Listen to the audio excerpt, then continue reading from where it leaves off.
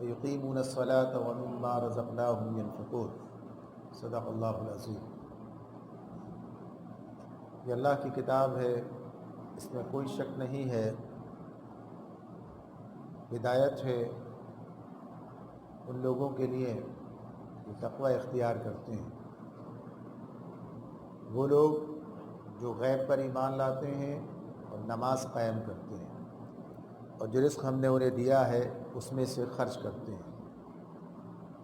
اس وقت ہماری بات نماز کے حوالے سے جاری تھی اور کوشش کرتے ہیں کہ آج اسے ہم مکمل کر دیں۔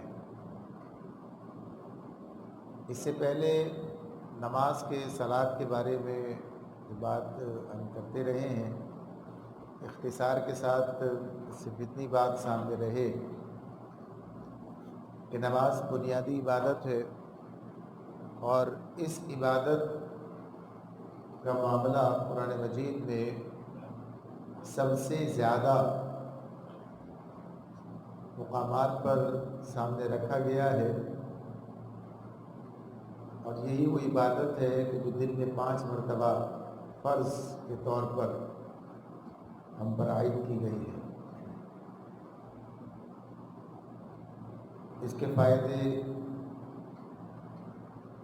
اللہ رب العالمین نے قرآن مجید میں بھی بیان کیے ہیں، اور اس کے ترک کرنے کے نقصانات بھی بتائے۔ نبی اکرم صلی اللہ علیہ وسلم کے ارشادات بھی اس سلسلے میں واضح ہیں۔ قوموں کی تباہی و بربادی اسی راستے سے آتی ہے۔ پچھلی امت کے بارے میں یہ بات اللہ رب العالمین نے بتائی ہے، فَخَلَفَ مِن بَعْدِ خَلْفِهِمْ أَضَاعُوا الصَّلَاةَ وَاتَّبَعُوا الشَّهَوَاتِ، یعنی ان کے جو صالحین تھے ان کے بعد جو لوگ ان کے وارث ہوئے، انہوں نے نماز کو ضائع کر دیا اور خواہشات نفس کے پیچھے چلے گئے۔ تو یہ بنیادی خرابی کے طور پر بات سامنے آتی ہے، اور جہاں اللہ رب العالمین نے اہل ایمان کو ایمان کے راستے پر چلنے کی اور جو ذمہ داری دنیا میں ان کے حوالے کی گئی ہے اسے ادا کرنے کی بات کی ہے، تو وہیں نماز کی تاکید بھی کی ہے کہ یہ ایک بنیادی ضرورت ہے۔ اس حوالے سے تفصیلی بات رہی ہے۔ پھر اسی میں یہ بات بھی سامنے رہی کہ قرآن ہمیں نماز کے مقاصد بھی بتاتا ہے کہ اس سے تمہیں کیا ملے گا، کیا تمہیں اس سے حاصل ہوگا۔ دنیا کی بات ہے، آخرت کا معاملہ تو اللہ کی رضا ہے، جنت ہے، لیکن دنیا میں اس سے تمہارے اندر کیا تبدیلی آئے گی، کیا اس کے مقاصد ہیں۔ تو اس اعتبار سے بھی یہ مطالعہ بھی ہمارا رہا کہ اس میں فرد کے اعتبار سے بھی اور اجتماعیت کے اعتبار سے بھی کیا تبدیلیاں اس کے نتیجے میں آتی ہیں۔ لیکن یہ ساری باتیں پڑھنے دیکھنے کے باوجود عملاً جو صورتحال ہے وہ اس طرح ہے کہ نماز کے بارے میں جو باتیں قرآن بیان کرتا ہے، نبی صلی اللہ علیہ وسلم بیان کرتے ہیں، ان اثرات کو، ان مقاصد کو، ان نتائج کو ہم نماز پڑھنے والوں کی زندگی میں بھی نہیں دیکھتے۔ یعنی گویا یوں کہا جائے کہ آج نماز بے اثر ہو گئی ہے۔ آج نماز کا معاملہ کہ نماز پڑھنے والوں کی زندگی میں بھی اس نماز کے اثرات، اس نماز کے فائدے نہ فرد میں نظر آ رہے ہیں، نہ امت کے اندر نظر آ رہے ہیں۔ بہرحال کسی نہ کسی درجے میں لوگ نماز پڑھتے ہیں، گو کہ یہ بات بھی اپنی جگہ ہے کہ مسلمانوں کی اکثریت نماز کی تاریک ہے، نماز نہیں پڑھتی، اکثریت کا معاملہ یہ ہے۔ پڑھنے والوں میں بھی مختلف طرح کے پڑھنے والے ہیں، کوئی ہفتے میں پڑھنے والا جمعہ کی نماز پڑھ لیتا ہے، کوئی 2-4 نمازیں دن میں پڑھ لیتا ہے، 5 وقت کی نماز پابندی کے ساتھ جماعت کے ساتھ پڑھنے والے لوگ ان نماز پڑھنے والوں میں بھی کم ہیں، لیکن بہرحال ہیں۔ تو بات یہی ہے کہ اس کے اثرات و نتائج جو زندگی میں آنے چاہیے، جو کہ قرآن مجید میں ہمارے سامنے آئے، شخصیت کی تعمیر کے اعتبار سے بھی چیزیں رہیں سامنے، تو اس میں بھی وہ چیزیں ہمیں نظر نہیں آتی ہیں۔ ایک حوصلہ مند فرد کی بات، ایک ایسا شخص جسے اپنے اوپر قابو ہے، یہ باتیں آئی تھی نا کہ وہ لوگ بچے ہوئے اس سے جو نماز پڑھنے والے ہیں، ان الانسان خلق ہلوعا، انسان تھوڑ دلا پیدا کیا گیا ہے، جلدی گھبرا جاتا ہے۔ تو اس کیفیت سے بچنے کی بات بتائی تھی، الا المصلین، نماز پڑھنے والے اس سے بچے ہوئے ہیں۔ پھر اس کے ساتھ یہ بات تھی کہ وہ نماز پڑھنے والے کیسے نماز پڑھنے والے ہیں، ان کی نماز کی کیفیت بھی کچھ بیان ہوئی تھی، یا یہ کہ فلاح پائی ہے ان مومنوں نے جو اپنی نماز میں خشوع اختیار کرتے ہیں، قد افلح المؤمنون، فلاح پائی مومنوں نے، الذین هم فی صلاتہم خاشعون، جو اپنی نماز میں خشوع اختیار کرتے ہیں۔ تو غرض یہ کہ یہ تمام چیزیں ہم دیکھتے ہیں کہ ہمیں نظر نہیں آتی۔ نماز پڑھنے والے فحش میں بھی مبتلا ہیں، منکرات میں بھی مبتلا ہیں، حالانکہ بات ہے کہ ان الصلاۃ تنہی عن الفحشاء والمنکر، کہ نماز جو ہے فحش و منکر سے، بری باتوں سے روکتی ہے، بے حیائی کے کاموں سے روکتی ہے۔ تو اب اسی کے ساتھ ساتھ یہ بھی کہ یہ جو تبدیلی لے کر آتی ہے، یعنی جو اس کے نتیجے میں دنیا کے حوالے سے جو کارکردگی سامنے آنی چاہیے، اور گویا کہیے کہ یہ نماز کی جو امامت ہے، یہ دنیا کی امامت تک انسان کو لے کے جاتی ہے، تو یہ سب چیزیں ہمیں نظر نہیں آتی۔ تو اس کی بات ہے، اس کو دیکھنے کی ضرورت ہے۔ ایک کتاب ہے خطبات کے عنوان سے، سید ابو الاعلیٰ مودودی رحمۃ اللہ علیہ نے اس کتاب کو تحریر کیا ہے۔ اس میں حقیقت اسلام اور اس کے بعد حقیقت صوم و صلاۃ، یعنی مختلف چھوٹے چھوٹے کتابچے ہیں، تو اس میں ایک حقیقت صوم و صلاۃ بھی، یعنی نماز کی بات ہے، اس کی حقیقت کیا ہے، اس پر بات کر کے آخر میں انہوں نے یہی جملہ، یہ اسی کے تحت چند صفحات لکھے ہیں کہ نمازیں بے اثر کیوں ہو گئی، نمازیں بے اثر کیوں ہو گئی۔ اس میں انہوں نے ایک مثال دی، انہوں نے کہا کہ نماز کیوں بے اثر ہو گئی، کہ وہ اثرات نہیں ہیں، وہ نتائج نہیں ہیں، وہ اس کی کیفیات نہیں ہیں، اور پھر جو تبدیلی اس کے نتیجے میں فرد میں اور بحیثیت امت کی دنیا میں آنی چاہیے ان کے ذریعے سے وہ نہیں ہے۔ تو اس کی ایک مثال انہوں نے وہاں پر دی ہے، اور اسی مثال پر ساری گفتگو کر کے اس کو ختم کر دیا ہے۔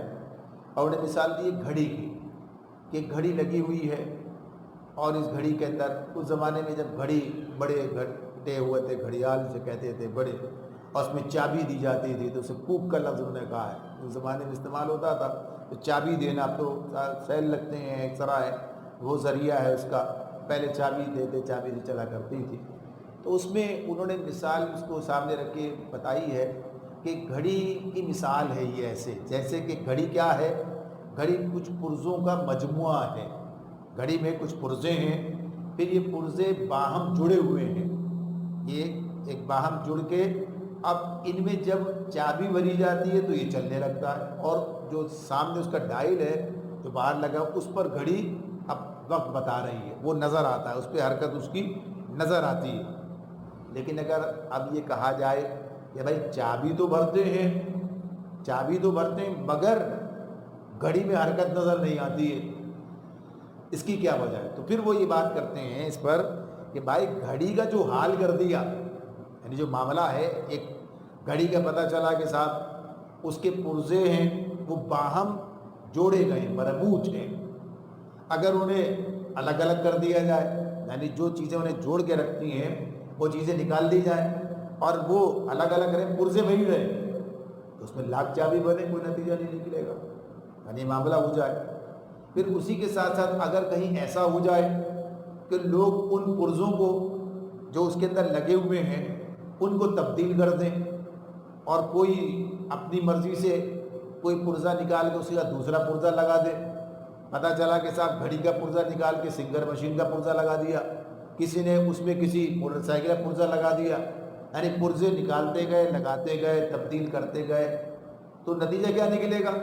ظاہر گھڑی نہیں چلے گی۔ تو کوئی اس کو بتاتے ہیں کہ یہ اسلام کی جو عمارت، اس کو مثال لو اس طرح سے کہ گھڑی کیا ہے، یہ اسلام، کہ جو اس کے جو اسلام کے جو احکامات اور جو اس کا پورا نظام ہے وہ اس گھڑی کی مانند ہے، کہ جب وہ نظام پورا ہوگا اور وہ اجتماعیت کے ذریعے وہ سارا سسٹم بنا ہوا ہوگا، بندھا ہوا ہوگا، تو پھر چابی دیں گے تو گھڑی چلے گی۔ لیکن جب یہ نہ ہو تو لاکھ چابی دیتے رہے، تو وہ اس کو مثال میں یہ بات رکھتے ہیں کہ یہ جو چابی ہے یہ نماز ہے اور باقی گھڑی وہ پورا نظام ہے، تو وہ نظام ہی سارا ٹٹ پٹ ہو کے رہ گیا، تو ظاہر سی بات ہے کہ اس کے اثرات نتائج سامنے نہیں آ رہے، اس کے فائدے نہیں آ رہے سامنے۔ حالانکہ دیکھ رہے ہیں چابی تو دے رہے ہیں، تو بظاہر تو نظر آ رہا ہے کہ نماز پڑھ رہے ہیں، لوگ دیکھ رہے ہیں، لیکن وہ نماز کا جو معاملہ ادھر ہے وہ کہ جس سسٹم کے اندر وہ نماز فائدہ دے گی وہ سسٹم ہی موجود نہیں ہے، جس سسٹم کے اندر جس کام جگہ پر وہ اپنا اثر دکھائے گی وہ چیز ہی موجود نہیں ہے۔ ظاہر سی بات ہے کہ اب جیسے انسان یہ معاملہ ہے تو بہت ساری مثالیں اس کی ہو سکتی ہیں، بہت ساری مثالیں ہو سکتی ہیں کہ انسان یہ دیکھتا ہے گاڑی کے اندر پیٹرول بمنزلہ خون کے ہے، یعنی پیٹرول ہے، اب پیٹرول بھر دیا فل، لیکن ظاہر ہے کہ گاڑی کے اندر خرابی ہے، گاڑی تو نہیں چلے گی، پیٹرول تو بھر رکھا، کرنٹ اس کے اندر آ رہا ہے، لیکن تو یہ بہرحال یہ اس کی کیفیات ہیں، یہ صورتیں ہیں۔ تو اس میں جب ہم اس کی عملی شکل کی طرف آتے ہیں تو آج ہماری کیفیت کیا ہے؟ آج ہمارا معاملہ اس اعتبار سے ہے کہ آج کی دنیا میں جب ہم اس کو آسان اپنے سے حوالے سے دیکھیں تو آج عام طور پر نماز پڑھنے والے، ان کا نماز کے بارے میں تصور کیا ہے؟ ایک عبادت ہے، کرنی ہے، بس ختم، یعنی ایک کام ہے جو کرنا ہے، یعنی عبادت کا جو اصل تصور ہے وہ ختم ہو گیا۔ عبادت کا جو اصل تصور ہے کہ پوری زندگی عبادت ہے، عبادت آدمی سمجھتا ہے گئے 4 رکعت پڑھی، گئے آئے عبادت ہو گئی۔ ظاہر سی بات ہے جب عبادت ہو گئی تو اسی کا نام عبادت ہے، اور تو آگے کچھ ہے ہی نہیں کہ اس کا اطلاق، اس کے اثرات آگے تک چلے جائیں۔ تو عام طور پر مسئلہ پہلا تو یہ پیدا ہوا کہ عبادت کا تصور ہی جو ہے وہ اس طرح باقی نہ رہا۔ پھر یہ بات بھی کہ عبادت کا کوئی مقصد ہے، مقصد ہی بات نہ رہا۔ آج آپ عام طور پر یہ نماز پڑھنے والوں سے بات کریں، آپ نماز کیوں پڑھتے ہیں؟ آپ نماز کیوں پڑھتے ہیں؟ اللہ کا حکم ہے اس لیے پڑھتے ہیں، کوئی پوچھنے کی بات ہے یہ؟ نماز کیوں پڑھتے ہیں؟ اللہ کا حکم ہے اس لیے پڑھتے ہیں۔ اللہ نے یہ حکم کیوں دیا ہے؟ اللہ نے کیوں دیا یہ کہ یعنی اس پر آگے آدمی کی بات نہیں چلے گی، پھر آگے آپ بتائیں کہ اللہ نے یہ کہا ہے، اللہ نے بتایا کہ اس سے یہ ہوگا یہ ہوگا۔ اچھا ایک بات تو سمجھ میں نہیں آئے گی پہلی بات، چلو یہ بھی ہوتا ہوگا، یہ بھی ہو جائے گا، لیکن اس کے اندر میرا اپنا کوئی کردار ہے، مجھے اس کے لیے کوئی کام کرنا، مجھے بتایا یہ کام کر کے یہ نتیجہ نکلے گا۔ اب جب یہ نتیجہ نہیں نکل رہا، یہ کام کر کے یہ نتیجہ نہیں نکل رہا، تو مجھے سوچنا پڑے گا کہ کیوں نہیں نکل رہا۔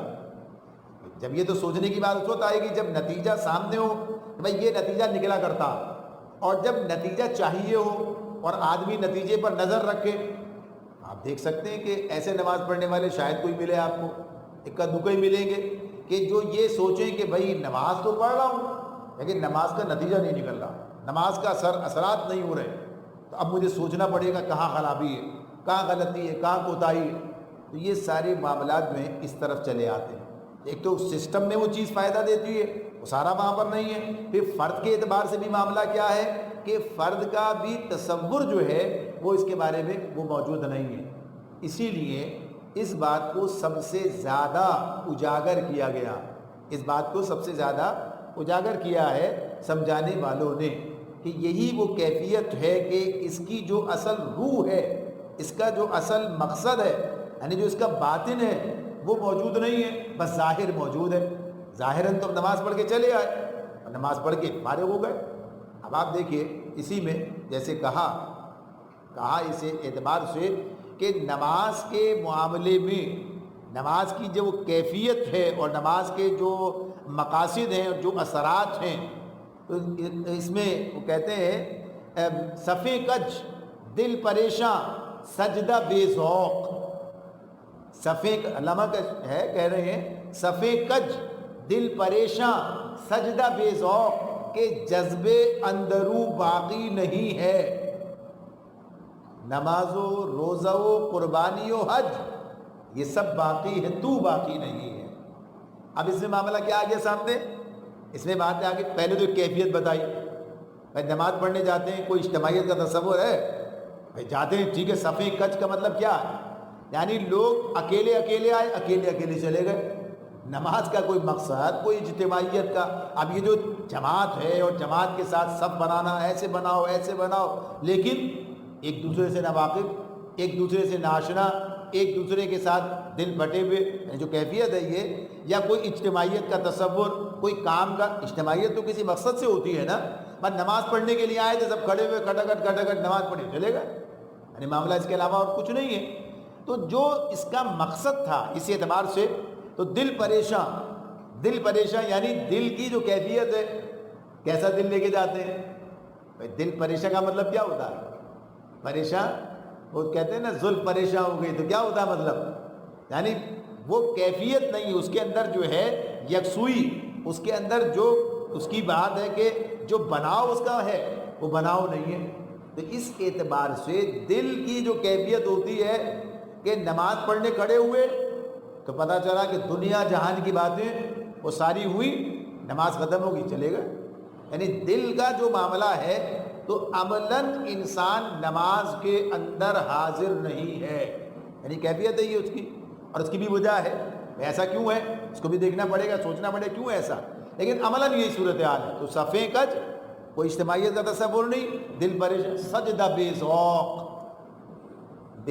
کوئی ذوق، مزہ، کوئی اس کا مقصد، یعنی جو سجدہ ہے اصلاً یہ کیا چیز ہے؟ اپنے آپ کو حوالے، سرنڈر، سر ٹیک دیا، ماتھا رگڑ رہے ہیں، ناک رگڑ رہے ہیں، سر کیا ہے یہ؟ کس کے آگے؟ اللہ کے آگے، یعنی اپنے آپ کو اللہ کے حضور پیش کر دینے کا ایک استعارہ، ایک علامت ہے، اپنے آپ کو اللہ کے حوالے کر دیا، سجدہ، یعنی سب سے قریب ہو جاتا آدمی اس کے اندر اللہ سے۔ لیکن معاملہ کیا ہے؟ اس میں بھی کوئی ذوق نہیں ہے، کوئی مزہ نہیں ہے، کوئی کیفیت نہیں ہے۔ تو اسی کو یہ بھی کہتے ہیں، میں جو سر پر سجدہ ہوا کبھی تو زمین سے آنے لگی صدا، تیرا دل تو ہے صنم آشنا، تجھے کیا ملے گا نماز میں؟ یعنی اب یہ جو صنم آشنا یہ کیا چیز ہے؟ یہ یعنی دل جو ہے ایک اللہ کی توحید، وحدانیت، اللہ کی الوہیت، اس کی حاکمیت، یعنی اللہ ہی کا ہو کر رہنا، اللہ ہی سے۔ یہ تو معاملہ جب توحید کا آتا ہے تو پتہ چلتا ہے کہ توحید کے معاملے میں اتنی کمی کسر، اتنی گویا کہیے کہ ابھی کیفیت کہ توحید کا صحیح تصور بھی بہت سارے مسلمانوں کے اندر نہیں پایا جاتا۔ لوگ توحید کے معاملے میں بس صرف اتنا بات، اللہ ایک ہے، ایک ہے کا کیا مطلب ہے؟ یعنی اللہ کی ذات کے اعتبار سے، اللہ کی صفات کے اعتبار سے، اللہ کے اختیار کے اعتبار سے، اللہ کے حقوق کے اعتبار سے، یعنی معاملہ جو ہے جب وہ ایک ہے تو کہاں کہاں ایک ہے؟ الوہیت بھی اکیلا ہے، حاکمیت بھی اکیلے اس کی ہے، یہ تو تصور ہی نہیں ہے۔ یعنی معاملہ اختیار کا، اقتدار کا، صفات کا، تو غرض یہ کہ یہ کہتے ہیں تو اس کا وہ کیفیت پیدا نہیں ہو رہی ہے۔ وہ کیفیت تو کیا کہتے ہیں؟ سجدہ بے ذوق، سجدہ بے ذوق۔ تو اسی کو اور بھی بہت دفعہ یہ بہت ساری باتیں اس حوالے سے کہی ہیں کہ تو کہتے ہیں کہ جس وہ سجدہ روح زمین جس سے کانپ جاتی تھی، وہ سجدہ روح زمین جس سے کانپ جاتی تھی، اسی کو آج ترستے ہیں ممبر و محراب۔ وہ جو تھا اصلاً اس کا جو تصور تھا، بھئی یہ کیا خواہ خواہ کی شاعری ہے؟ یہ بھائی ہے تو صحیح نا، یہ تو بات کس اعتبار سے بات تو ہے بھائی، وہ سجدے اور آج کا سجدہ کیا کیفیت ہے؟ تو کیا وجہ؟ یعنی وہاں تو معاملہ یہ تھا، قرآن مجید میں ہے نا، وَاسْجُدْ وَاقْتَرِبْ، فَاسْجُدْ وَاقْتَرِبْ ہے آیت سجدہ، یہ سجدہ کر اور قریب ہو جا اللہ سے۔ تو جو قربت کا تصور ہے وہ تو اس طرح موجود نہیں ہے، اللہ سے بندہ جو ہے سب سے زیادہ حالت سجدہ میں قریب ہوتا، تو یہ بات بتائی ہے۔ تو اب معاملہ اس اعتبار سے تو یہ سجدہ بے ذوق، اور وجہ اس کی کیا بتائی کہ جذبے اندروں باقی نہیں ہے، یعنی آدمی کے اندر وہ کیفیات، وہ احساسات، وہ جذبات، وہ ساری وہ کیفیت موجود نہیں۔ تو اسی کو اگلے شعر میں بالکل واضح کر دیا۔ اگلے کیا کہا؟ نماز و روزہ و قربانی و حج، یہ اس مراسم عبودیت ہے نا سارے، یہ نماز، روزہ، قربانی، حج یہی ہے۔ نماز و روزہ و قربانی و حج یہ سب باقی ہیں، تو باقی نہیں ہے۔ یعنی اصل کون ہے؟ کرنے والا۔ اس کے اندر جو چیز ہونی چاہیے تھی وہ نہیں ہے، اس کے اندر جو چیز چاہیے تھی وہ نہیں ہے۔ آپ کو یاد ہوگا قربانی پر ہم نے بات کی تھی نا، جب یہ بات، یہ اس وقت بھی یہ شعر تھا سامنے، اس وقت یہ بات تھی تو کیا تھا معاملہ؟ یہ بات آئی تھی سامنے، ایک ہے عمل کرنے والا، ایک ہے عمل کرنے والا۔ تو یہاں بھی بات یہی ہے، یہاں بھی بات یہی ہے کہ ایک عمل ہے، ایک عمل کرنے والا۔ ساری توجہ عمل پر ہے، عمل کرنے والے پہ کوئی توجہ نہیں۔ یعنی عمل کرنے والے کے اندر کیا کیفیت ہے، اس کے اپنے معاملات کیا ہیں، اس کی سوچ کیا ہے، اس کے جذبات کیا ہیں، اس کے احساسات کیا ہیں، اس کے عقائد کیا ہیں، اس کی زندگی کی رخ کیا ہے، کوئی سا جیسے اعتبار سے ٹھیک ہے ساری بات اسی پر ہوتی ہے۔ حالانکہ وہ جملہ اپنی جگہ اسی طرح اس کے لیے بھی اسی طرح آتا ہے کہ جس میں کہا کہ انما یتقبل اللہ من المتقین، اللہ متقین سے قبول کرتا ہے۔ یعنی اصلاً جو چیز ان کے اندر چاہیے، اصلاً جو چیز چاہیے وہ چیز درکار، اس کے بغیر کام نہیں چلے گا۔ تو اس معاملے میں علامہ اقبال نے بڑا کام کیا ہے، یعنی باتوں کو بڑی بہترین طریقے سے پیش کر دیا۔ جیسے ہی بات ہو گئی ہے تو ایسے ہی کہتے ہیں، پرواز ہے دونوں کی اسی ایک فضا میں، پرواز ہے دونوں کی اسی ایک فضا میں، شاہی کا جہاں اور ہے کرگس کا جہاں اور۔ یعنی جو شاہی ہے اور جو اس کے مقابلے میں گدھ ہے جو اس کا، تو یہ دونوں ہے، دونوں فضا میں اڑتے ہیں۔ تو یہ بات کہتے ہیں کہ پرواز ہے دونوں کی اسی ایک فضا میں، شاہی کا جہاں اور ہے کرگس کا جہاں اور پھر کہتے ہیں الفاظ و معانی میں تفاوت نہیں لیکن، الفاظ و معانی میں تفاوت نہیں لیکن، یعنی الفاظ اور معانی میں کوئی فرق نہیں ہے، ملا کی اذاں اور مجاہد کی اذاں اور۔ یہیں پر آ گئے، جیسے دونوں ایک ہی فضا میں۔ اب کہہ رہے ہیں کہ یہ جو چیز ہے، جو کیفیت ہے، یہ جو معاملہ ہے، یہ کہ پرواز ہے دونوں کی اسی ایک فضا میں، کرگس کا جہاں اور ہے شاہی کا جہاں اور۔ تو ایسی الفاظ و معانی میں تفاوت نہیں لیکن، ملا کی اذاں اور مجاہد کی اذاں اور۔ کیا ہے یہ علامت ہے نا، استعارہ ہے نا یہ۔ آج تو صورتحال کیا ہے، ایک زمانہ تھا کہ ملا کا ایک کردار تھا، ایک نام تھا، آج کیا ہے؟ آج تو بس ایک کام ہے، جیسے ایک پروفیشن، اور جیسے کہ اس کے اندر ہمیں کوئی کوالٹی نہیں چاہیے، لہذا بس ٹھیک ہے جو آدمی بھی اس کے لیے جو کوئی کام نہیں کر سکتا وہ یہ کام کر رہا ہوگا۔ یعنی جو صورتحال ہے بھائی، اس کی مثال اسی طرح لی جا سکتی ہے۔ اگر کوئی مجھ سے کہے کہ بھائی تم اپنے بیٹے کو آج کی اصطلاح کے حوالے سے، آج کی اصطلاح میں جو آج امام ہے، امام بنانا پسند کرو گے مسجد کا؟ بھائی کیوں زندگی خراب کرنے کی بات کرتے ہو؟ یعنی آج جو تصور ہے اس کا، یہ پروفیشن، اگر اور کیسا پروفیشن جس میں باصلاحیت کوئی آدمی آنے کے لیے تیار نہیں ہے۔ ظاہر سی بات ہے، یہاں جس طریقے سے جو کچھ اس کا، ایک تو پروفیشن ہے ہی نہیں، تھا ہی نہیں، یہ تو معاملہ تھا ہی نہیں، اب بن گیا بھی تو کیا ہے، کس درجے کا ہے؟ وہ کلاس 4 سرونٹ کہتے تھے نا، اسے کہتے نہیں، لیکن عملاً صورتحال یہی ہے۔ عملاً اس کا مشاعرہ کیا ہے، اس کی صلاحیت کیا ہے، اس کی استعداد۔ عام جو ہے بہت کم لوگ ملیں گے جو واقعی عالم دین ہے، جو واقعی جن کا اپنی شخصیت ہے، لیکن اگر وہ بھی ہیں تو ان کا معاملہ بھی ہے کہ کسی کو کوئی جگہ میسر آ جائے جہاں اس کا اپنا کوئی وزن ہو اور وہ خود کچھ کرنا چاہتا ہو، ورنہ تو معاملہ کیا ہے، یہ جو دنیا کی امامت کے لیے تیار کرنے والی جگہ تھی، اب یہ 2 رکعت کی امامت کی حد تک بس محدود رہ گئی۔ بس اس حد تک پڑھاؤ اور جاؤ اپنا کام کرو مولوی صاحب، بس تمہارا کام نہیں ہے سارے معاملات میں دخل دینا۔ تو آج اسی اعتبار سے لوگ باتیں کر رہے ہوتے ہیں۔ تو یہ جو کہا ہے کہ ملا کی اذاں اور مجاہد کی اذاں اور، تو اس میں مراد کیا ہے؟ مراد یہ ہے کہ یہ نماز کو بس اس حد تک سامنے رکھتا ہے، یہ کہتا ہے بھائی نماز پڑھو اور گھر جاؤ، نماز پڑھو اور گھر، زیادہ بات کرنے کی ضرورت نہیں ہے۔ عام طور پر یہی بات ہے نا، بس بھائی نماز پڑھیے اپنے گھر جائیے، بس ختم بات، اور کوئی مقصد نہیں ہے، کوئی بات نہیں ہے۔ ظاہر ہے کہ نماز کا جو مقصد ہے، اب مجاہد کی اذاں اور ملا کی اذان میں مجاہد، تو ملا اور مجاہد کا جو فرق ہے، مجاہد کون ہے؟ مجاہد کی جو بات ہو رہی ہے تو مجاہد تو وہ ہے جو مجاہدہ کرتا ہے، جو جہاد کر رہا ہے. اور یہ کس لیے کون مجاہد کہلائے گا؟ جو اللہ کے دین کو غالب کرنے کی جد و جہد میں لگا ہوا ہے. اللہ کو غالب کرنے کی جد و جہد کا مطلب کیا ہے؟ یعنی اللہ کی کبریائی بلند کی جائے، اللہ کی کبریائی قائم کی جائے. اس کی زندگی میں نماز کا ایک اور ہی مقام ہوگا. اس کی زندگی میں وہ جب اللہ اکبر کہے گا، وہ جب حی علی الصلاۃ حی علی الفلاح کہے گا، جب وہ لا الہ الا اللہ کہے گا، یعنی اس کا پھر معاملہ کچھ اور ہوگا.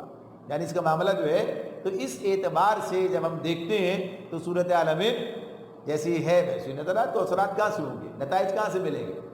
تو یہی وہ مسائل ہیں، یہی وہ بنیادیں ہیں کہ ایک سب سے بڑا مسئلہ تو یہ بن گیا کہ اسلام کا صحیح درست تصور اس طرح آج مسلمانوں کے اندر موجود نہ رہا کہ اسلام ایک دین ہے، اسلام ایک نظام ہے، مسلمان ایک دین کے علم بردار ہیں، ایک مشن رکھنے والے مشنری، ایک امت، ایک قوم ہے. اور ان کا کام کیا ہے؟ ان کی ذمہ داری ہے کہ دنیا کے اندر یہ اللہ کی کبریائی کو قائم کریں، اللہ کے دین کی شہادت دیں، شہادت حق کا فریضہ انجام دیں، اور دنیا کی امامت و خلافت ان کے حوالے ہو. یہ دنیا میں اس حیثیت سے اپنی ذمہ داری ادا کریں. یہ قرآن کے مضامین کا خلاصہ ہے.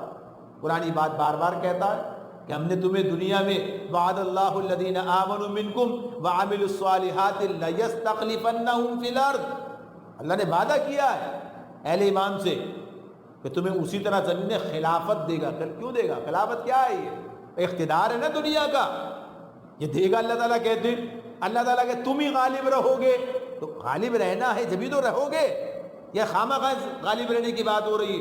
تمہارے ذمے یہ کام ہے، هو الذی ارسل رسولہ بالہدی ودین الحق لیظہرہ علی الدین کلہ.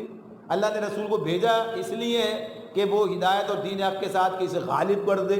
تو غالب جب دین ہوگا تو اہل دین ہی پر ہوں گے نا اس کے اوپر، پھر اس کام کو لے کے کھڑے. امامت قیادت کس کی ہوگی؟ اگر نبی اکرم صلی اللہ علیہ وسلم اس دین کو غالب کیا تو آپ کی قیادت ہے، آپ کی امامت ہے، آپ حکمران ہیں، آپ کے بعد آپ کے جانشین ہیں. وہ اس کام کو انجام دے رہے ہیں. یا انہوں نے کہا کہ بھائی ہمیں تو چھوڑو، ہم تو اپنا اللہ اللہ کرتے ہیں، یہ سب تم سنبھالو. ہم دیکھتے ہیں کہ اس وقت میں جو نبی اکرم صلی اللہ علیہ وسلم کے بعد سب سے بہترین شخص ہے، افضل البشر بعد الانبیاء، ابوبکر صدیق رضی اللہ تعالیٰ عنہ، ان کے لیے کیا کام؟ ان کے لیے یہ کام سب سے پہلے مسجد کی امامت بھی ان کے حوالے کی تھی. نبی اکرم صلی اللہ علیہ وسلم نے اپنی زندگی میں انہیں، جب آپ بیمار ہو گئے اور جب وہ آخری دور وقت ہے تو انہیں کھڑا کیا. اور اس کے بعد پھر یہ کہ دنیا کی یہ خلافت اور امامت جو ہے وہ بھی انہی کے سر پر، انہی کے پاس، انہی کے حوالے کی گئی. تو انہوں نے تو یہ نہیں کہا بھائی یہ سب ہمارے اس دندے میں ہم کہاں پڑیں گے، ہمارا تو کام ہی کچھ اور ہے. کام کیا اور کس طرح کیا ہے، کیا کچھ کیا ہے، کیا صورتحال ہے. اور ان کے بعد جو سب سے بہترین آدمی اس وقت امت کے اندر، سب بہترین ہیں، سارے کہنے کو کم بہتر، لیکن یہی کہ جو درجے کے اندر اس اعتبار سے، تو پھر اس کے بعد جو ہے اس کے حوالے کر دیا عمر رضی اللہ تعالیٰ عنہ. یعنی ہمارے سامنے تو کیا کر رہے ہیں، یعنی کیا نظام دیا ہے. ابھی دیکھیں آج کل تو یہ ہم نے بس یہ ہمارا کام اب یہ بن گیا ہے، ایک دوسرے کے مقابلے میں اچھا وہ ان کے مناقب بیان کریں تو ہم ان کے بیان کریں، وہ ان کی تاریخ پڑھیں تو ہم ان کی تاریخ بیان کریں، ہم ان کے کارنامے گنائیں. او بھائی کارنامے گنا کے پھر آگے کیا؟ جو کام وہ کر کے گئے ہم نے سب غارت کر دیا، یہ کوئی نہیں کہتا. بھائی یہ بھی تو کہو کہ عمر رضی اللہ تعالیٰ عنہ نے جو نظام ریاست نبی کرم صلی اللہ علیہ وسلم سے لے کر عملاً، یعنی قرآن و سنت کے مطابق اپنی ایجاد کی تھی، کیا بھائی عمر رضی اللہ تعالیٰ عنہ نے کوئی نئی چیز جو ہے پیدا کر دی تھی؟ نہیں کوئی، بلکہ قرآن و سنت کی بنیاد پر ہی اسے وسعت دے کر اور پوری اس ریاست کا پورا نقشہ جو ہے، پورا نظام بنا کر سارا کا سارا پیش کیا. لیکن آج کہاں ہے وہ؟ یہ کوئی نہیں پوچھتا. یہ سارے بیان کرنے والے آخر یہ بھی تو بیان کریں کہ اس سارے کام کو برباد کر دینے والے کون ہیں؟ ہم ہیں. ہم جو آج بھی اس طرف واپس پلٹنے کے لیے تیار نہیں ہے کہ بھائی یہ جو نظام قائم کر کے گئے تھے، یہ جو سارا کام کر کے دیا تھا جس سے آج دنیا مستفیض ہو رہی ہے، جو آج دنیا کے اندر فلاحی ریاستوں کا تصور آج دنیا لے کر بیٹھی ہوئی ہے، یہ کہاں سے آیا تھا؟ یہ ہم نے دیا تھا۔ اور ہم اب کہاں کھڑے ہیں؟ ہم اس سے بہت دور کھڑے ہیں۔ آج ہمارے پاس کوئی ایسی خصوصیت جسے ہم کہیں کہ یہ وہ خصوصیت ہے جو خلفائے راشدین کے زمانے میں ان ریاستوں کو حاصل تھی۔ ہے کوئی تصور؟ ہے کوئی بات؟ ہے کہیں سے کوئی نعرہ؟ ہے کہیں سے کوئی اس معاملے کے اندر کوئی پیغام، کوئی عزم کی بات؟ کچھ بھی نہیں۔ تو ظاہر سی بات ہے پھر نماز کیا کرے گی؟ پھر نماز کرے گی کیا؟ بھائی جب تم ان نماز سے وہ کام ہی لینا نہیں چاہتے، تم نماز کو اس مقصد کے لیے پڑھتے ہی نہیں ہو، تمہاری زندگی میں نماز کا وہ مقام ہی نہیں ہے۔ نماز تو مسلمان پڑھتا ہے نا، یعنی اس کی جو زندگی ہوتی ہے، اسلام کا جو تصور ہوتا ہے، اسلام کا جو پورا کا پورا اس کے ذہن میں تصور پورا مکمل موجود ہوتا ہے، اس کے اندر یہ کارآمد ہے۔ تو وہی والی مثال گھڑی کی اور اس کے اندر چابی کی جو مثال تھی ابھی، تو وہی معاملہ، جب وہ گھڑی موجود ہی نہیں ہے تو وہ نتیجہ کیا نکلے گا؟ تو یہ کیفیت، اسی لیے کیا کہتے ہیں وہ علامہ یہی تو کہہ رہے ہیں، یہ سب باقی ہے، تو باقی نہیں ہے۔ ساری جو گویا کہ یہ کمی اور کسر ہے وہ کہاں ہے؟ وہ فرد کے اندر ہے۔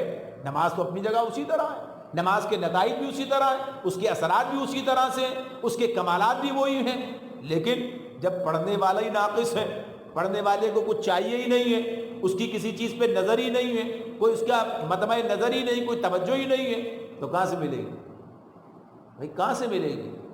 یعنی جو چیز آدمی کو درکار ہی نہیں ہے، وہ ایک شعر ہے، ہوتی نہیں قبول دعا ترک عشق کی، ہوتی نہیں قبول دعا ترک عشق کی، دل مانتا نہ ہو تو دعا میں اثر کہاں؟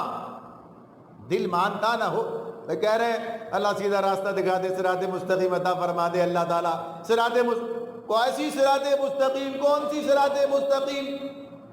بھائی ہم تو جس راستے پہ چل رہے ہیں اس سے ذرا بھی سرکنے کے لیے تیار نہیں ہے۔ کوئی اہدنا الصراط المستقیم، اہدنا الصراط المستقیم ہے نا تصور یہ؟ تو اس شعر کو ذرا سا ترمیم کر دیجئے، ویسے تو ویسے بھی پورا فٹ آتا ہے، ہم میں سے کوئی بھی صراط مستقیم پر آنے کے لیے تیار نہیں ہے۔ ایسا نہیں کہ صراط مستقیم ہمارے سامنے نہیں ہے، اللہ نے ہمیں دکھائی نہیں ہے، اللہ نے ہمیں اس کی ہدایت دی نہیں ہے، سب دکھائی، سب بتائی، سب چیزیں ہیں، لیکن ہم چلنے کے لیے تیار نہیں ہیں، ہم صراط مستقیم پر دیکھنے کے لیے تیار ہی نہیں ہیں۔ ہمارے سامنے ساری چیزیں، قرآن پورا کا پورا ہمارے سامنے، لیکن معاملہ اسی اعتبار سے تو یہ معاملہ کہ دل مانتا نہ ہو، تو اب اس کا تھوڑی رعایت کر دیں، اگر تھوڑی سی اپنے لیے رعایت کر لیں تو کیا کہیں گے؟ تو اس کو اس طرح کہہ سکتے ہیں، دل جانتا نہ ہو تو دعا میں اثر کہاں؟ جانتے ہی نہیں ہے، ماننا تو بات کی بات ہے، جانتے ہی نہیں ہے کہ یہ مقصد ہے، نماز کا یہ مقصد ہے، قرآن کا یہ مقصد ہے، یہ ساری ذمہ داری کیا ہے یہ؟ تو جب یہ چیزیں نہیں ہیں تو پھر اثرات کہاں سے آئیں گے؟ تو یہی چیز کے اندر وہ تبدیلی چاہیے۔ اسی لیے سب سے پہلے کیا چیز ہوتی ہے؟ سب سے پہلے کیا ہے؟ تطہیر افکار۔ تطہیر افکار کیا؟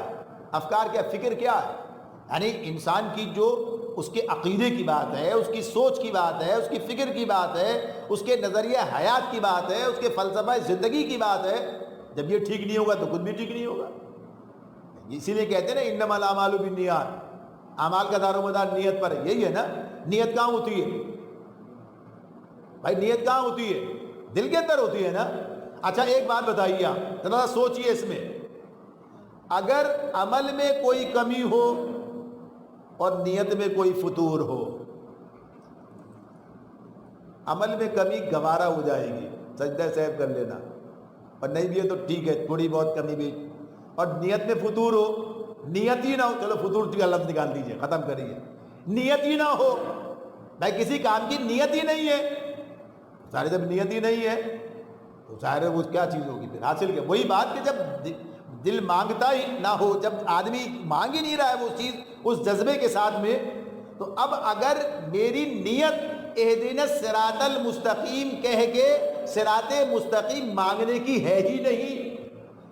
جب میں یہ بات کہتا ہوں اہدنا الصراط المستقیم صراط الذین انعمت علیہم، کہہ رہا ہوں نا میں یہ اپنی نماز کے اندر، میں نماز میں جب میں کہہ رہا ہوں یہ، ایک تو پہلی بات مجھے پتہ ہی نہیں ہے میں کہہ کیا رہا ہوں، پھر جب کہہ رہا ہوں اور ساتھ ساتھ اللہ تعالیٰ مجھ سے یہ بھی کہلوا رہے ہیں یہ ان لوگوں کا راستہ ہے جن پر اللہ نے انعام فرمایا۔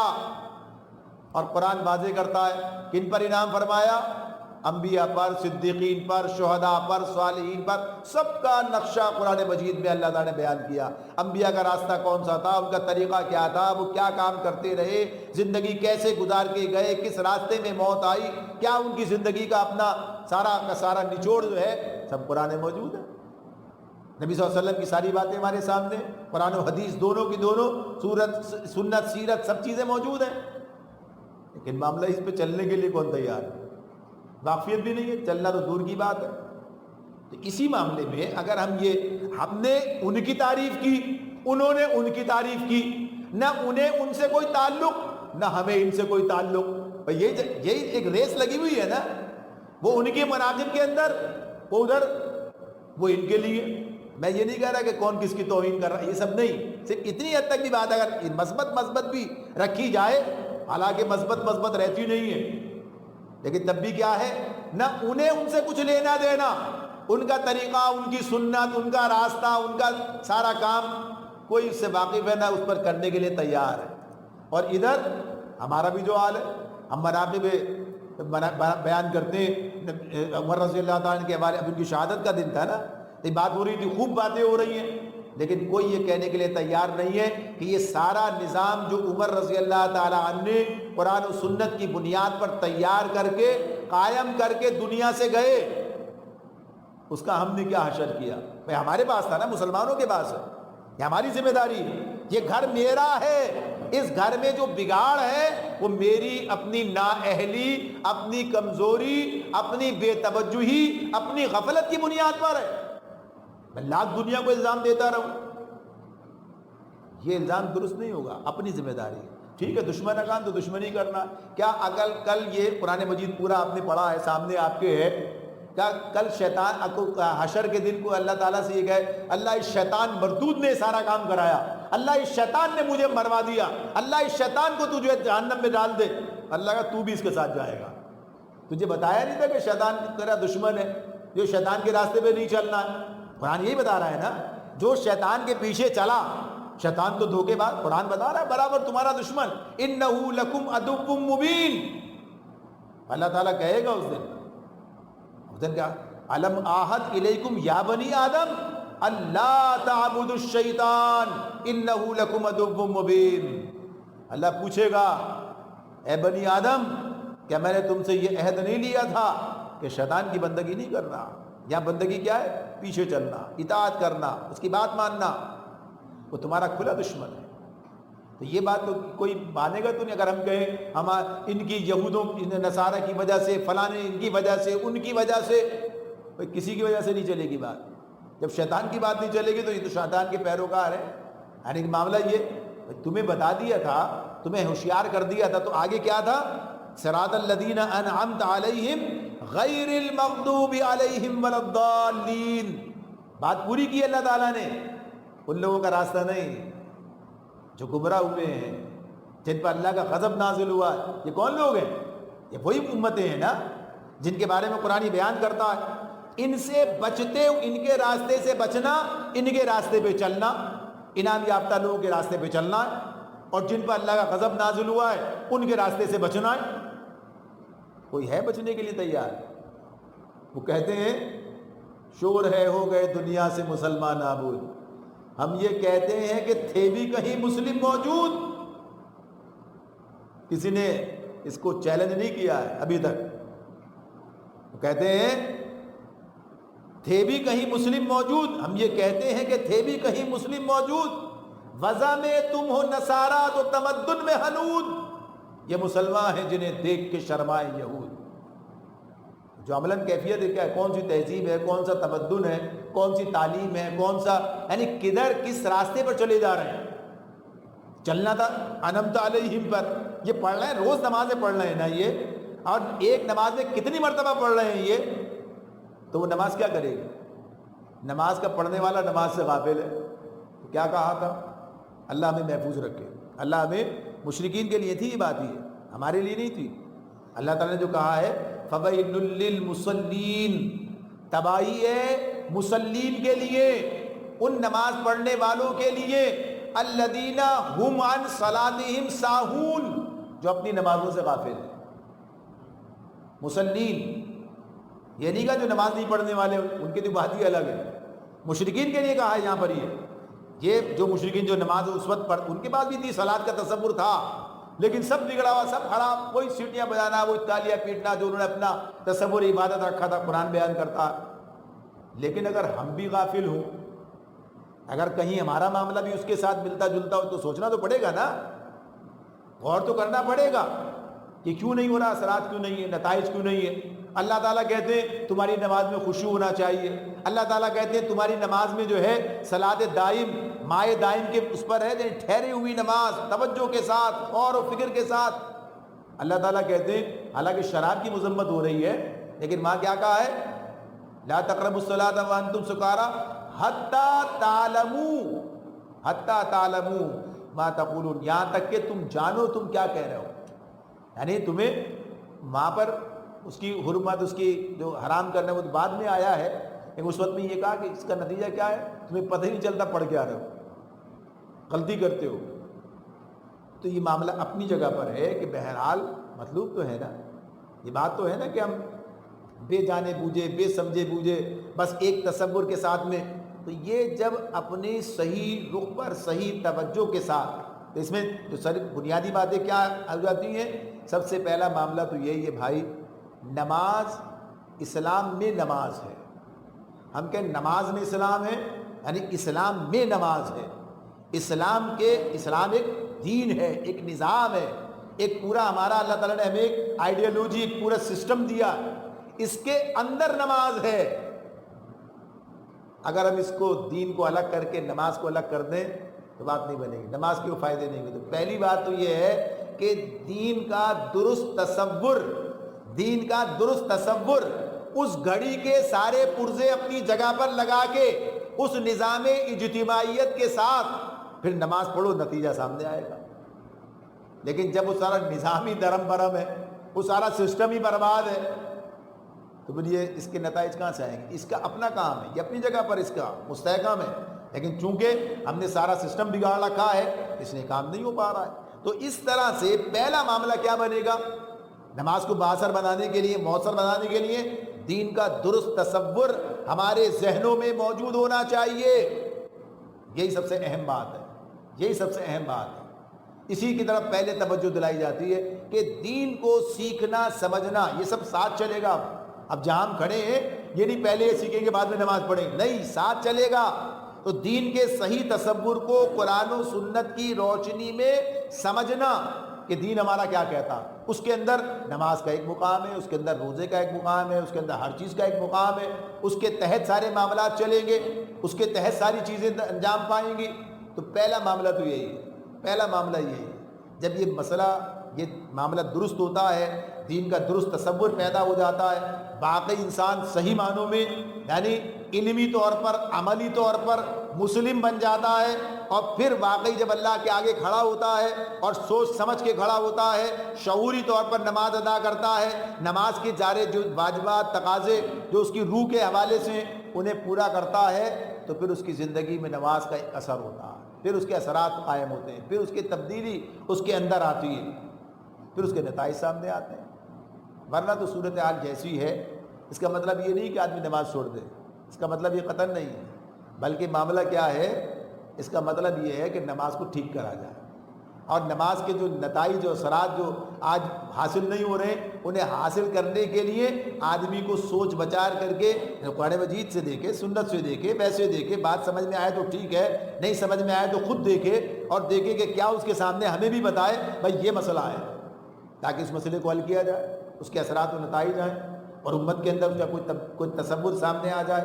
تو تو اس طرح سے اس کیفیت سے دین کا وہ صحیح تصور اور اس کے ساتھ پھر اس مقام پر رکھنا، پھر نماز کو اسی تصور کے تحت اپنے اندر رکھنا۔ دیکھیے یہی بات ہے، اس کی ایک مثال دے کے بات ختم کرتے ہیں۔ جب انسان کا تصور ٹھیک نہیں ہوتا ہے تو بات کہاں سے کہاں چلی جاتی ہے۔ اب جیسے نماز کے مقاصد میں ہم نے ایک بات پڑھی تھی، اقیم الصلاۃ لذکری، موسیٰ علیہ السلام سے کہا تھا نا اللہ تعالیٰ نے، نماز قائم کر میری یاد کے لیے، اقیم الصلاۃ لذکری، سورۃ طٰہٰ میں، تو نماز قائم کر اللہ کی یاد کے لیے۔ تو یہ کیا مطلب تھا؟ ایک تو ذکر کا مطلب عام تھا، بھائی یاد کرنا، اللہ اکبر، الحمدللہ، سبحان اللہ، اور قرآن مجید کی آیات سب پڑھ رہے ہیں، اسے اللہ کا ذکر ہو رہا ہے۔ جبکہ ایک بات تھی، کیا چیز یاد کرنی ہے؟ اگر اس کا سارا نچوڑ نکالیں، ساری چیزوں کو دیکھیں، کیا یاد کرنا، کیا یاد رکھنا، نصیحت کا یعنی ذکر کا جو تفصیل ہے اس کو ساتھ سامنے رکھتے ہوئے تو بنیادی طور پر ایک نتیجے پر آدمی پہنچ جاتا ہے، وہ کیا ہے؟ اللہ اور بندے کے درمیان جو تعلق ہے اس تعلق کو یاد رکھے۔ اللہ ہمارا معبود ہے، اس کے عبد ہے، ہمیشہ یاد رکھیں۔ یہ یاد دلانے کے لیے یہ سارا کام ہے۔ لیکن جب عبادت کا تصور ہی محدود ہو، آدمی سمجھے بھائی اللہ کی غلامی نماز میں کر لی اور کہاں چاہیے، بازار میں بھی اللہ کی غلامی چلے گی کیا پارلیمنٹ میں بھی چلے گی کیا، عدالت میں بھی چلے گی کیا ہر جگہ دین کو لے کے آ گئے، ہر جگہ گھسیڑ دیا اسے، معاذ اللہ، اس طرح کی باتیں لوگ کر رہے ہوتے ہیں۔ حالانکہ قرآن تو سارے بارے میں بات کر رہا ہے۔ اللہ تعالیٰ ہر معاملے میں انسان کے اپنا پورا دخل رکھتے ہیں، دخل رکھتے ہیں۔ اسی لیے کیا کہتے ہیں؟ ادخلوا فی السلم کافہ، پورے کے پورے اسلام کے اندر آؤ، کوئی گوشہ باہر نہیں رکھو۔ تو دخل رکھتے ہیں کوئی چیز، تو ہر معاملے میں، ہر حوالے سے، ہر جگہ ہم اللہ کے غلام ہیں، ہم اللہ کے بندے ہیں، ہمیں اللہ کی اطاعت کرنی ہے، اس کی فرما برداری کرنی ہے، ہمیں اس کی بندگی کرنی ہے، نبی اکرم صلی اللہ علیہ وآلہ وسلم کی کامل اتباع، کامل پیروی کرنی ہے ہر معاملے میں۔ اور ان کے جو جسے کہا جائے درخشاں اور چمکتے ہوئے ستارے، یعنی جن کا ہم ذکر کرتے ہیں، ان کی زندگی ہمارے سامنے ایک مثال ہے۔ وہ کیسے انہوں نے کیا کام کیا، ان کی نمازیں انہیں کہاں لے جا رہی تھی، کیا ہو رہا تھا، کیسے ان کے اندر تبدیلی آ رہی تھی، کیا کام وہ کر رہے تھے، کس طریقے سے انہوں نے کام کیے۔ ایک عمر رضی اللہ تعالیٰ عنہ کی زندگی دیکھ لیں، ان کے کارنامے آپ کو کیا ملیں گے؟ ان کے کارناموں میں سارا کام آپ کو سوشل ملے گا، یعنی ان کی سارے نماز تو پڑھتے تھے نا، یہ تو نہیں کوئی کہے کہ یہ، لیکن عام طور پر آپ ذرا نکال کے لائیں ان کی سیرت کے اعتبار سے کہ ان کے زندگی کے اندر کیا چیز غالب ہے، کون سا پہلو غالب ہے۔ اللہ کو ہم وقت یاد رکھتے ہیں، یاد کرتے ہیں، مگر عملی زندگی کے اندر وہ ایک ایسے حاکم وقت ہیں جو پوری قوم کا خادم بن کر سامنے آتا ہے اور پوری قوم کی اصلاح کا بیڑا اس نے اٹھا رکھا ہے، اور ایسے زبردست اصلاح کام کیا ہے کہ جو آپ کے سامنے، یعنی زندگی یہ ہے۔ ان سے بڑا مجاہد کوئی دنیا میں نہیں ملے گا، ان سے بڑا کوئی فقیہ دنیا میں نہیں ملے گا، یعنی اس اعتبار سے کہا جائے ان سے بڑا ذاکر کوئی نہیں ملے گا، ان سے بڑا عابد کوئی نہیں ملے گا۔ یعنی بات ہم کہیں آج کی دنیا میں ان کی زندگی کس چیز سے عبارت تھی؟ ہمارے پاس تو وہ سب چیزیں ہیں ہی نہیں موجود، کوئی تصور ہی نہیں، تو واپس آنا پڑے گا، تب جا کے معاملات ٹھیک ہوں گے۔ دین کا درست تصور، نماز کا درست تصور، صراط مستقیم کا درست تصور، اس کے ساتھ اللہ کے ساتھ جو کمٹمنٹ ہے اس کو پوری طرح سے اپنے مکمل کرنا اور باقی اللہ کے وفادار بننا، اللہ کے ساتھ وفاداری، نبی کرم صلی اللہ علیہ وسلم کے ساتھ وفاداری، کامل اتباع، اس مشن کو لے کے آگے چلنا، پھر نماز کا ایک مقام ہمیں انشاءاللہ تعالی نظر آئے گا۔ ورنہ کیا ہے؟ ورنہ یہ غفلت کی والی نماز ہے جس کے اندر ایسا نہ ہو کہ یہی ہمارے لیے ایک مشکل اور ایک اس کے سب کچھ کے باوجود تم نے نہ سمجھا، ایسا کوئی معاملہ نہ ہو جائے۔ اللہ تعالیٰ ہمیں ان چیزوں سے، اس کے برے اثرات اور نتائج سے محفوظ رکھ کر، اور صحیح رخ پر جو قرآن کا، سنت کا جو پیغام ہے، اور جو نمازوں کا اور جو ساری عبادات کا جو اصل پیغام ہے، اس کو سمجھنے، اس کے مطابق ادا کرنے کی توفیق عطا فرمائے۔ تو انشاءاللہ تعالیٰ اس کے اثرات و نتائج ہوں گے۔ بس اس بات کو آج کے یہیں پر مکمل کرتے ہیں کہ نماز کے طریقے اور سب چیز، ہر چیز میں ایک پیغام ہے، ہر بات میں ایک پیغام ہے، ہر پہلو جو اپنے اندر جو ہے ایک پوری بات رکھتا ہے۔ نماز کا طریقہ، اذان کی بات، ساری چیزیں جو ہیں اللہ اکبر کہہ کر ہم آگے شروع کرتے ہیں، لیکن اللہ کی کبریائی کا کوئی تصور دل میں نہیں ہوتا کہ ہاں واقعی اللہ کو میں بڑا بنا چکا ہوں۔ اللہ میری زندگی میں بڑائی اگر کسی کو حاصل ہے تو اللہ ہی کو حاصل ہے، زبان پر ہے، عمل میں نہیں ہے۔ عمل میں کبھی کوئی بڑا ہے، کبھی کوئی بڑا ہے، کبھی نفس بڑا ہے، کبھی کوئی چیز بڑی ہے، تو یہ سب چیزیں اس کے تحت آئیں گی تو انشاءاللہ سب معاملات ٹھیک ہوں گے۔ اللہ تعالیٰ سمجھنے اور عمل کرنے کی توفیق عطا فرمائے۔ الحمدللہ رب العالمین والعاقبۃ للمتقین والصلاۃ والسلام علی رسولہ النبی الکریم اللہم اعنا علی ذکرک وشکرک وحسن عبادتک رب اغفر وارحم وانت خیر الراحمین۔